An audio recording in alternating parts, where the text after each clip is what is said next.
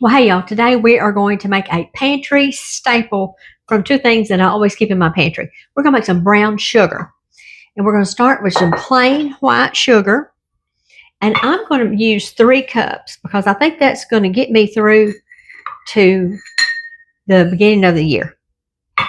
So measure these out, and this will be in a 1-to-1 ratio. So 1 cup of white flour to 1 cup of molasses. That's all that's in brown sugar, y'all. We can be making this stuff at home. There's a lot of times if I'm making baked beans or something like that, and usually I make my own. A lot of times at Christmas, I'll go ahead and buy a bag. But if I'm making baked beans or something, I only need like a half a cup. I'll just make it and call it good. So on the molasses, don't use the unsulfured kind.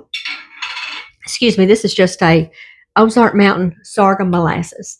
And I'm going to eyeball it because I've used 3 cups of flour.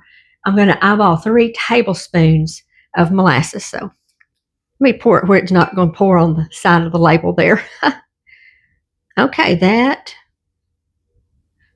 looks like 1 tablespoon. And if I get too much, it's going to be just fine because that's how you make dark molasses. If you wanted dark molasses, you would add, instead of using 1 tablespoon per 1 cup of flour, you would use 2 tablespoons per 1 cup of flour. And yes, you absolutely can do this in your food processor, but I've got out my pastry cutter, and I think that is going to work just fine. You can use your wooden spoon, you could use your spatula, just whatever. But you know, a lot of times if you're making a pan of cookies and all you need is just a little bit of brown sugar, we're probably 6 or 7 miles from the Dollar General. So, I mean, that's not that far in the grand scheme of things, but I don't like having to just run to town anytime I get ready to do something. I like to keep a lot of the ingredients in the house if I can. Okay, let's see here. What do we think about that? I think we're getting there. And the beauty of making your own brown sugar, you can use as much or as little molasses as you would like. Now, I don't know if this would really work with maple sugar because I have not tried that. If you want to try it, let me know what you think. And if it does get little clumps in it that you just can't get worked out, you can use the back of a spoon and mash them against the edges. Okay, I think I under-eyeballed. Is that even a word? The amount of molasses.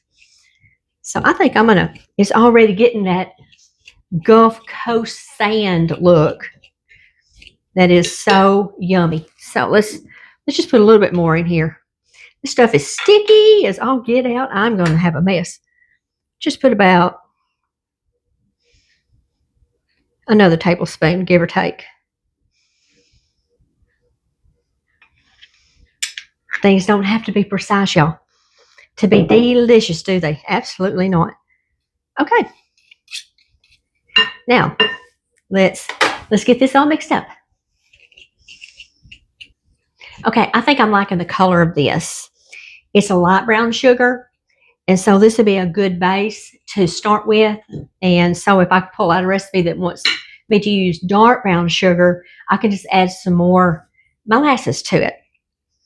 And you do want to store this in an airtight container, like a Ziploc bag that you squeezed all the air out of. And if your brown sugar does get hard, you can add a slice of bread in it. And I think some companies like Pepper Chef and some of them make a little disc that you can put down in your brown sugar.